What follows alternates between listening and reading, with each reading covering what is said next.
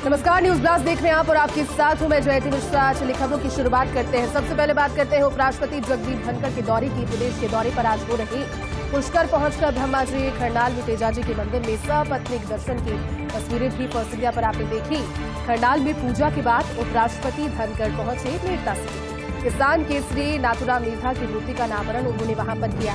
Merta city में Dangawas road पर लगी है 11 फीट की आदमकद मूर्ति और इस मूर्ति का अनावरण करने के लिए उपराष्ट्रपति जगदीप धनखड़ पहुंचे। मूर्ति अनावरण समारोह को संबोधित भी उपराष्ट्रपति जगदीप धनखड़ ने इस दौरान किया। राजस्थानी में अपना संबोधन शुरू किया। शुरू करते ही बोले उपराष्ट्रपति जगदीप धनखड़, कहा बाबा जैसा कोई नहीं, गांव की रीढ़ की हड्डी किसान है। बाबा नाथुराम जी मीठा 1 मिनट किसान के लिए 1 मिनट किसान के लिए समर्पित किया करते थे। सर छोटूराम की अगर बात करें या फिर किसान केसरी बलदेव राम मीठा की बात करें, याद करो वो जागीरों की बात। उस समय बाबा ने किसानों के लिए जो किया। ये भी कहा कि आज मेरे लिए उपराष्ट्रपति की शपथ के जैसा ये दिन है जिसे हमेशा मैं याद रखूंगा। बाबा नाथुराम मीठा जी 24 कैरेट गोल्ड थे। वो दूर की सोच रखते थे। 4 बार विधानसभा और 6 बार लोकसभा में निर्वाचित हो गए, लेकिन कभी बाबा की चादर पर कालिख नहीं लगी। आमजन और किसानों से कहा कि गलत काम खतरनाक अंजाम देते हैं, कानून को हाथों में नहीं लेना चाहिए, कोई कानून से बढ़कर नहीं है। सारी बातें संबोधन में रही। उन्होंने कहा कि 1 अरब 40 करोड़ को भोजन देने वाला किसान कैसे गलत काम करेगा। अपने इस कार्यक्रम के दौरान संबोधन में ये सभी खास बातें उन्होंने कही। साथ ही प्रदेश के दौरे पर अलग अलग धार्मिक स्थलों पर भी पहुंचे और सपत्नीक दर्शन किए।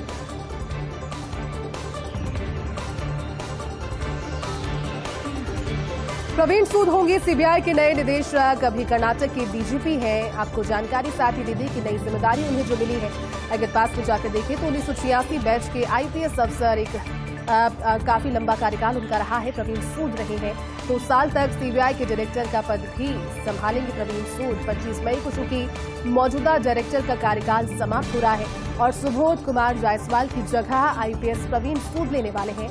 शनिवार को ही सिलेक्शन कमेटी की माफ कीजिएगा बैठक हुई और शॉर्टलिस्ट इस दौरान 3 नाम किए गए, जिसमें प्रवीण सूद के अलावा मध्य प्रदेश के डीजीपी सुधीर सक्सेना और सीनियर आईपीएस अफसर ताज हसन का नाम शामिल था। सीबीआई निदेशक के लिए आज उनके नाम को फाइनल कर दिया गया है। ये जिम्मेदारी उन्हें मिल गई और इस जिम्मेदारी के मिलने के बाद अब 1986 बैच के आईपीएस अफसर प्रवीण सूद ये जिम्मेदारी संभालेंगे। अगले 2 सालों तक सीबीआई डायरेक्टर का पद संभालेंगे प्रवीण सूद। बेदाग छवि रही है। उनके नाम को शॉर्टलिस्ट जब दिया गया था तभी से संभावनाएं बढ़ने लगी थी, क्योंकि 3 नाम दूसरे भी चल रहे थे। 25 मई को आपको जानकारी दे दें कि मौजूदा डायरेक्टर का कार्यकाल समाप्त हो रहा है। सुबोध कुमार जायसवाल की जगह आईपीएस प्रवीण सूद। शनिवार को हुई सिलेक्शन कमेटी की बैठक में ये तीनों को नाम शॉर्टलिस्ट किए गए, जिसमें प्रवीण सूद के अलावा मध्य प्रदेश के डीजीपी सुधीर सक्सेना और सीनियर आईपीएस अफसर ताज हसन का नाम भी शामिल रहा और सीबीआई निदेशक के लिए आज इनके नाम को फाइनल किया गया। न्यूज ब्लास्ट में आगे बढ़ते हैं और बात करते हैं भारतवंशी गीता राव की, जिनकी महिला मुद्दों की वैश्विक राजदूत वो होंगी। अमेरिकी सीनेट ने भारतीय अमेरिकी गीता राव गुप्ता की नियुक्ति को मंजूरी दे दी है। एक बड़ी जिम्मेदारी उन्हें मिली है। भारतवंशी है गीता राव और इस वजह से ये सभी भारतवासियों के लिए, खासतौर पर महिलाओं के लिए बेहद खास हो जाता है। महिला के मुद्दों को वैश्विक राजदूत अब उनके रूप में मिली है। अमेरिकी सीनेट ने भारतीय अमेरिकी गीता राव गुप्ता की नियुक्ति को मंजूरी दे दी है और आपको जानकारी दे दें कि हाल ही में सीनेट में हुए मतदान में 51-47 मतों से गुप्ता के नाम की पुष्टि की गई। दुनिया भर में महिला असमानता के खिलाफ आवाज उठाएंगी गीता राव। भारतवंशी है, इसलिए इस चीज को लेकर और भी ज्यादा खुशी की लहर। हालांकि अमेरिकी मूल से दुनिया भर के विभिन्न मंचों से अमेरिका का प्रतिनिधित्व वो करने वाली है, लेकिन ये जिम्मेदारी कहीं न कहीं जब इसके आगे भारत शब्द लग गया और भारतवंशी जब गीता राव महिला मुद्दों को वैश्विक स्तर पर उठाएंगी राजदूत के तौर पर। अमेरिकी सीनेट ने भारतीय अमेरिकी गीता राव गुप्ता की नियुक्ति को मंजूरी दी है। हाल ही में सीनेट में मतदान भी इस संबंध में हुआ और उसमें 51-47 मतों से गुप्ता के नाम की पुष्टि कर दी गई। अब दुनिया भर में महिलाओं की असमानता के खिलाफ अपनी आवाज को बुलंद करेंगी गीता राव और दुनिया भर के विभिन्न मंचों से अमेरिका को रिप्रेजेंट भी गीता राव करने वाली है। लेकिन खास बात ये कि गीता राव भारतवंशी है। आईएफएस एसोसिएशन में नए पदाधिकारियों को चुनाव। आज हुई भारतीय वन सेवा संघ की आम सभा की बैठक में ये पदाधिकारी चुन लिए गए हैं। सेवानिवृत्त IFS doctor Prashant Kumar association के संरक्षक चुने गए हैं और लगातार देखिए इस चीज को लेकर नाम भी सामने आ रहा था। यूपी कैडर के आईएफएस डॉक्टर एसपी यादव बने हैं एसोसिएशन के अध्यक्ष। मीनाक्षी नेगी को महासचिव बनाया गया है, तो वहीं डॉक्टर सुनील बख्शी को संयुक्त महासचिव की जिम्मेदारी सौंपी गई है। सुबीना ठाकुर को कोषाध्यक्ष तो डॉक्टर सुरभि राय को साहित्य सचिव चुन लिया गया है। एक बार फिर से आपको अपडेट दे देते हैं। आईएफएस एसोसिएशन में नए पदाधिकारियों का चुनाव हो गया है। आज भारतीय वन सेवा संघ की आम सभा की बैठक हुई और इस भारतीय वन सेवा संघ की आम सभा की बैठक में ये सभी नाम फाइनल हुए। इसमें पदाधिकारियों के नाम चुने गए।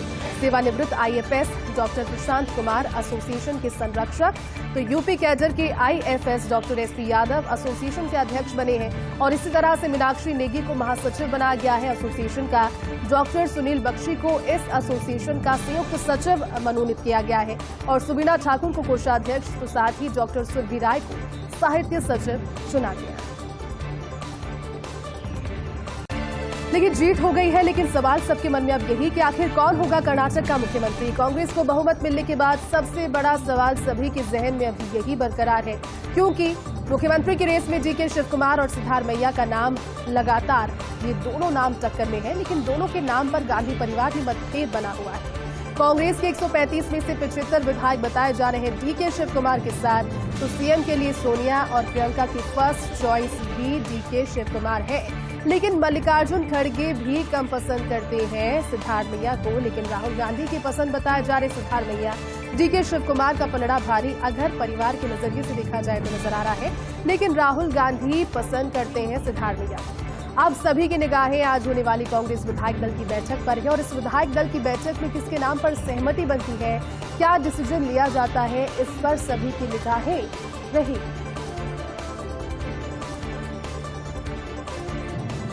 इसी बीच बेंगलुरु से दिल्ली पहुंचे कांग्रेस अध्यक्ष मल्लिकार्जुन खड़गे। आज राहुल गांधी से उनकी मुलाकात तो नहीं हो रही है, लेकिन कल राहुल और मल्लिकार्जुन खड़गे की मुलाकात संभव है। जीत की वजह से सभी अभी जोशीले अंदाज में नजर आ रहे हैं। सभी के मन में एक ऊर्जा, एक नई स्फूर्ति नजर आ रही है। लेकिन पत्रकारों से बातचीत में बोले कांग्रेस के अध्यक्ष खड़गे, सीएम पर रिपोर्ट के बाद आलाकमान फैसला करेगा। कर्नाटक को नंबर 1 बनाने की कोशिश रहेगी। कर्नाटक की जनता ने भाजपा को नकारा। हमें हर वर्ग के लोगों का लाभ मिला, लोगों का प्यार भी मिला, लोगों का साथ मिला, समर्थन मिला। हालांकि बेंगलुरु से दिल्ली पहुंच गए हैं। जानकारी आज थी कि आज हो सकता है कि राहुल गांधी से मुलाकात वो करने वाले हों, लेकिन आज फिलहाल जानकारी ये है कि मुलाकात आज तो नहीं होगी, कल ये मुलाकात होगी और संभवतः कांग्रेस विधायक दल की बैठक के बाद जब ये नाम सीएम का सामने आ जाएगा तब ये मुलाकात और भी ज्यादा खास होगी। लेकिन कर्नाटक की हार के बाद भारतीय जनता पार्टी के लिए दक्षिण का दरवाजा बंद हो गया है। कर्नाटक, तमिलनाडु, केरल, आंध्र प्रदेश, तेलंगाना दक्षिणी राज्य में आते हैं। कर्नाटक में भाजपा की सरकार, तेलंगाना में मामूली सी मौजूदगी, आंध्र प्रदेश, तमिलनाडु, केरल में भाजपा की मौजूदगी ना रही है। कर्नाटक हारने के बाद भाजपा के निशाने पर अब तेलंगाना रहेगा। के चंद्रशेखर राव की भारत राष्ट्र समिति को चुनौती देने की तैयारी वहां पर की जा रही है। आपको बता दें कि तेलंगाना में इस वर्ष दिसंबर में विधानसभा चुनाव होने वाले हैं और भाजपा के चंद्रशेखर राव से सीधी टक्कर लेने की तैयारी जारी है। हालांकि दक्षिण से अब कहीं न कहीं भारतीय जनता पार्टी पूरी तरह से आउट होती हुई कल के नतीजों के बाद नजर आई। कर्नाटक, तमिलनाडु, केरल, आंध्र प्रदेश, तेलंगाना दक्षिणी राज्य हैं, लेकिन वहां पर जिस ऊर्जा के साथ में और जिस उम्मीद के साथ में भारतीय जनता पार्टी ने कोशिशें की, उतनी ही बुरी शिकस्त मिली। और कर्नाटक में भाजपा की सरकार की अगर बात करें तो वो नहीं रह गई है। तेलंगाना में मामूली सी मौजूदगी, आंध्र प्रदेश, तमिलनाडु, केरल में भाजपा की मौजूदगी है ही नहीं। लेकिन अब कर्नाटक की शिकस्त के बाद भारतीय जनता पार्टी के निशाने पर तेलंगाना ही होगा, क्योंकि वो एक आसान जरिया हो सकता है कि चंद्रशेखर राव की भारत राष्ट्र समिति को चुनौती देने की तैयारी कर रहे हैं। और तेलंगाना में चूंकि इस वर्ष दिसंबर में विधानसभा चुनाव होने हैं, अब वहां भाजपा के चंद्रशेखर राव से सीधी टक्कर लेने की तैयारी चलने वाली। लेकिन इन चुनावों में एक चीज तो स्पष्ट हो गई कि भाजपा सरकार पर भ्रष्टाचार का टैग लगाने में कांग्रेस की ओर से जो कोशिश की जा रही थी वो सफल रही। कर्नाटक में सरकार बदलने का रिवाज भारतीय जनता पार्टी नहीं बदल सकी। हालांकि इस रिवाज को लेकर भी बहुत कैंपेनिंग हुई, लेकिन इस रिवाज को बदल नहीं पाए। येदियुरप्पा के बाद दूसरा बड़ा चेहरा सामने भारतीय जनता पार्टी चुनाव के लिए नहीं ला पाई। बीएस येदियुरप्पा को सीएम पद से हटाने के बाद ही दरार पड़ गई थी और इस दरार को फिर नहीं सही किया जा सका। कर्नाटक में भाजपा को भारी पड़ी आरक्षण से गणित की छेड़छाड़। जब वहां पर ये छेड़छाड़ हो रही थी, विशेषज्ञ कह रहे थे कि हो सकता है कि भारतीय जनता पार्टी के लिए ये डिसएडवांटेज चुनावों के दौरान हो, और हुआ भी ठीक वैसा ही। भाजपा को इस दौरान मुस्लिम आरक्षण को खत्म करने की घोषणा भी भारी पड़ी और कांग्रेस के साथ हो गए मुस्लिम। इस दौरान जो वोट बैंक है वहां पर डाइवर्ट हो गया। भाजपा के पक्ष में हिंदू भी एकजुट नहीं नजर आए। महंगाई भी एक बड़ा मुद्दा थी। महंगाई से त्रस्त जनता के बीच कांग्रेस ने मुफ्त के काफी ऐलान किए। मैनिफेस्टो में मुफ्त ऐलानों की झड़ी लगा दी। लिंगायत नेताओं के इस्तीफे से भी भाजपा को तगड़ा झटका लगा। ये तमाम वो सारे पॉइंटर्स रहे जिस वजह से भारतीय जनता पार्टी को इतनी करारी शिकस्त झेलनी पड़ी। बावजूद उसके कि यहां पर प्रधानमंत्री नरेंद्र मोदी खुद सड़कों पर उतरे। स्टार प्रचारकों की सूची में जेपी नड्डा का नाम शामिल था। अमित शाह लगातार रोड शोज कर रहे थे, कैंपेनिंग कर रहे थे, लेकिन लक्ष्मण सावदी, जगदीश शेट्टार जैसे नेता जो कि भारतीय जनता पार्टी का एंड मोमेंट पर साथ छोड़ गए। लिंगायतों के वोट बढ़ने से भारतीय जनता पार्टी को भारी नुकसान सभी सीटों पर हुआ। 36 एसटी और 15 एससी सीटों पर भी भाजपा की रणनीति फेल हो गई।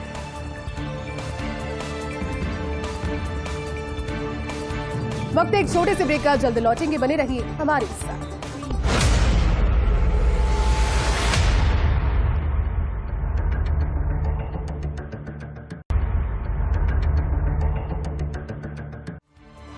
ब्रेक के बाद आपका स्वागत है। आगे बढ़ते हैं, बात करेंगे असम के मुख्यमंत्री हेमंत बिस्वा शर्मा की प्रतिक्रिया की। कर्नाटक विधानसभा चुनाव के नतीजे आश्चर्यजनक नहीं है, ये उनकी प्रतिक्रिया और ये उनकी बात। पिछले 2-3 महीनों से चल रहा था हारने का अनुमान। हालांकि मैं जहां गया वहां भाजपा ने ज्यादातर सीटें जीती। उन्होंने कहा कि जहां जहां वो गए भारतीय जनता पार्टी ने ज्यादातर सीटें वहां पर जीत ली हैं, लेकिन पहले से ही 2-3 महीने पहले से ही ये आसार बन रहे थे कि भारतीय जनता पार्टी हारने वाली है। अब कर्नाटक में भाजपा ने कांग्रेस को हटाकर रणनीति बनाई थी। अपनी सरकार को कायम भारतीय जनता पार्टी नहीं रख सकी। तमाम सारी बातें कही हैं।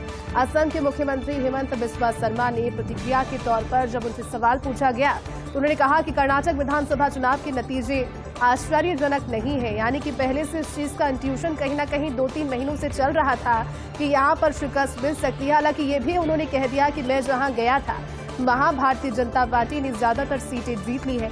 कर्नाटक में भाजपा ने कांग्रेस को हटाकर बनाई थी सरकार। अपनी सरकार को कायम भारतीय जनता पार्टी नहीं रख पाई। द वीक में एकनाथ शिंदे पर हाल ही में कवर स्टोरी पब्लिश हुई है। ठाणे में रिक्शा चालक से लेकर मुख्यमंत्री पद तक का ये सफर पूरा पब्लिश किया गया है। एकनाथ शिंदे ने खुद को साबित किया कुशल राजनीतिज्ञ। सुप्रीम कोर्ट के फैसले के बाद भी तनाव नहीं होने का दावा उन्होंने किया। उद्धव ठाकरे के कांग्रेस के साथ जाने से नाराज थे शिंदे। उद्धव पर बाल ठाकरे की विचारधारा से अलग हटने का आरोप भी लगाया और खुद को गद्दार कहलाना एकनाथ शिंदे कतई पसंद नहीं करते। अगला राजनीतिक सफर सफलता से पूरा करने का दावा भी इस दौरान उन्होंने किया। और साथ ही पूरा का पूरा ये एक नोट है, एक तरह का पूरा जो स्टोरी है वो पब्लिश की गई है द वीक में। एकनाथ शिंदे पर ठाणे में रिक्शा चालक से लेकर मुख्यमंत्री पद तक का क्या सफर रहा, कितना स्ट्रगल रहा, क्या क्या चीजें की गई, किस तरह से परिवार का साथ, पारिवारिक जो समस्याएं उनके जीवन में आई उसको लेकर भी उन्होंने जिक्र यहाँ पर इस स्टोरी के दौरान किया। और कुल मिलाकर के अगर देखा जाए तो एक शब्द में से कुशल राजनीतिज्ञ कह रहे हैं जो विशेषज्ञ हैं, क्योंकि पूरे सफर के दौरान अब तक जितना भी स्ट्रगल पॉलिटिकली परिवार के तौर पर उन्होंने किया वो वाकई में कुशल राजनीतिज्ञ साबित हुए।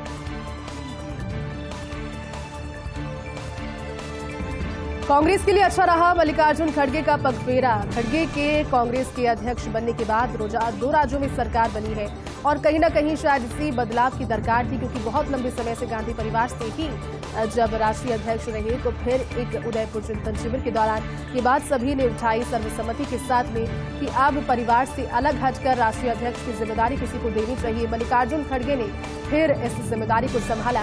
पहले हिमाचल प्रदेश और अब कर्नाटक में पूर्ण बहुमत से कांग्रेस की सरकार बन गई है। वो कांग्रेस जो कि अस्तित्व खो रही थी, कांग्रेस मुक्त देश करने की, कांग्रेस मुक्त भारत करने जैसी बातें भारतीय जनता पार्टी उस दौर में कहने लगी थी अब से कुछ दिनों पहले, लेकिन अब एक बार फिर से अस्तित्व में लौट आई है। कर्नाटक चुनाव में 1989 के बाद कांग्रेस की सबसे बड़ी जीत रही 43% वोटों के साथ विधानसभा में 224 में से 135 सीटें, और पिछले विधानसभा चुनावों में ये परफॉर्मेंस सिर्फ और सिर्फ 69 सीटों पर सिमट गई। भाजपा की सीटें 118 से घटकर सिर्फ 65 रह गई। जनता एस दल जेडीएस की सीटें 32 से घटकर सिर्फ 19 पर पहुंच गई। पिछले चुनाव में जदस ने 18% वोटों के साथ 39 सीटें जीती, लेकिन इस बार 13% वोटों के साथ जदस को सिर्फ और सिर्फ 19 सीटें ही मिल पाई।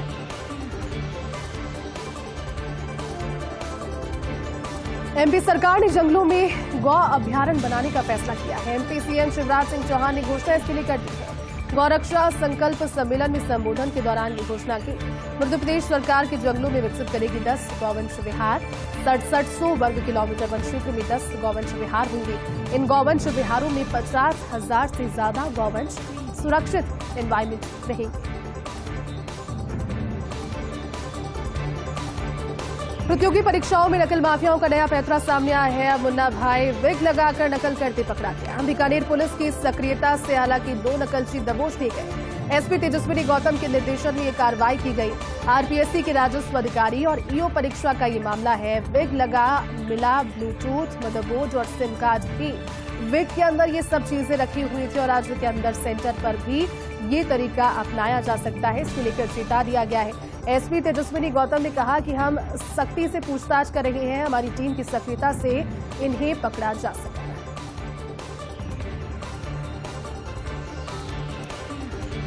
द केरल स्टोरी को ब्रिटेन के सिनेमाघरों में प्रदर्शन की अनुमति नहीं। British board of films classification BBFC से मंजूरी नहीं मिल पाई है। ब्रिटिश सिनेमाघरों ने वेबसाइट से द केरल स्टोरी के नाम को भी हटा दिया। एडवांस बुकिंग की राशि दर्शकों को लौटा रहे हैं ब्रिटेन के सिनेमाघर। 12 मई से यूके और आयरलैंड में 31 सिनेमाघरों में इसका प्रदर्शन होना था। हिंदी और तमिल भाषा में द केरल स्टोरी का प्रदर्शन इन सिनेमा हॉल्स में, इन थिएटर्स में किया जाना था, लेकिन BBFC प्रमाण पत्र नहीं मिलने से द केरल स्टोरी का प्रदर्शन ब्रिटेन के इन सिनेमाघरों से रद्द कर दिया गया।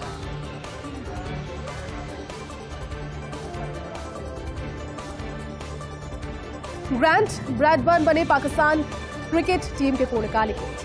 विश्व कप से 6 महीने पहले पाकिस्तान क्रिकेट बोर्ड का ये बड़ा फैसला हुआ है। न्यूजीलैंड के पूर्व खिलाड़ी ब्रैडबर्न को 2 साल के लिए कोच बनाया गया है। ग्रांट ब्रैडबर्न को तीनों फॉर्मेट के लिए ये जिम्मेदारी सौंपी गई है। दक्षिण अफ्रीका के पूर्व क्रिकेटर एंड्रयू पुटिक टीम के बल्लेबाजों के कोच होंगे और न्यूजीलैंड के खिलाफ सीरीज में पाकिस्तान टीम के सलाहकार ब्रैडबर्न रहे। शानदार जीत के बाद PCB ने ब्रैडबर्न को कोच बनाने का फैसला लिया। 5 वनडे मैचेस की सीरीज को 4-1 से अपने नाम पाकिस्तान टीम ने किया। चलिए इस बुलेटिन में फिलहाल के लिए बस इतना ही। आप देखते रहिए फर्स्ट इंडिया न्यूज।